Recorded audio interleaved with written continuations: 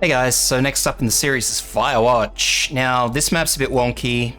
It's going to depend on your level of Firewatch, because I believe if you do not have your Firewatch above whatever the level requisite is for this particular simulation, I think it just sort of boosts her up to a generic level, which I'm going to assume is Elite 230.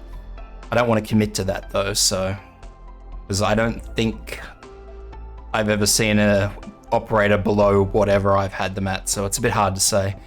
That said, it's up to you which of these two works best for you. I'm not going to tell you which one to use. I'm going to be using Tactical Transceiver for the two bombs.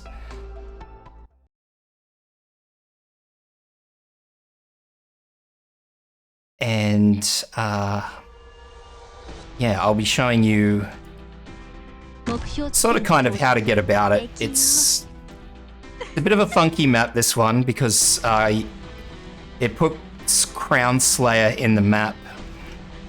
But Crown Slayer doesn't actually appear to do anything. Crown Slayer just sits there and pretends to be nasty, but really isn't. So now, I'm doing this first and foremost, Yato and Gravel, to get rid of these guys, because otherwise they'll get close enough to attack. Next up, you've got these elites. Now, once again, this one might end up being a little bit different just because of the cooldown cycles, so we're just going to wait until stuff gets a bit closer. And kaboom. Unfortunately, yep, looks like that one's going to sneaky and hit on me, unfortunately. So, like I said, Crown Slayer comes in, and Crown Slayer will walk around a lot looking particularly menacing, but she won't actually do anything. So don't worry too much about Crown Slayer. Crown Slayer's not actually ever going to do something. And as the map plays out, she's really just there as an arrow sponge. So yeah, don't get too concerned. It's a boss, but it's not a boss. So your primary concern the entire time Crown Slayer's on the field is still just these casters that are coming through. So what we're going to do is I'm going to use Yato this time as bait, because Firewatch has had a glorious little run just here. Now, Yato's not going to do a lot. So now I'm going to deploy Gravel. And Gravel will finish that job.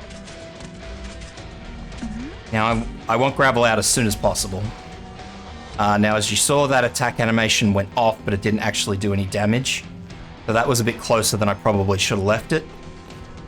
But you want minimum amount of damage on Firewatch in this map. She will take damage, but try to keep it to a minimum, because you don't want to lose her or have her too damaged too early on. You kind of want to drag out the damage. So as you can see, we've got Crown Slayer still trundling around. She's down to half health. No huge dramas. I'm actually going to drop a bomb probably on her this time, because they'll stop there. So, yep, there we go. One of the bombs dropped on her. No drama. As it took out all the other enemies, but as you can see, there goes Crown Slayer. She's just there for decoration. That's all she is a Christmas tree bauble. So now these enemies start coming out in bigger, not so nicer groups. This first wave, understandably, you'll need to bog up quite a bit, just due to Firewatch's skill cycle. So just remember, they come forward one cell at a time. So just be wary of where you're going to put stuff. So obviously, this side's dying first. So I'm going to put Yato here when they start moving forward, and I'm going to put Gravel over here, because Gravel's tankier.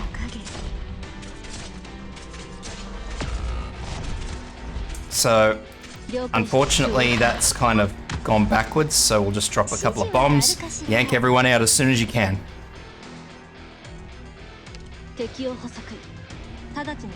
As soon as Firewatch isn't going to take more damage than she has to, yank everything back out. So once again, we're just going to not panic, take our time. So we've got another 6, this should be the last wave. So once again, Yato bottom, rest up top. So 1, 2. And we're just going to use Firewatch's bombs when we get the opportunity.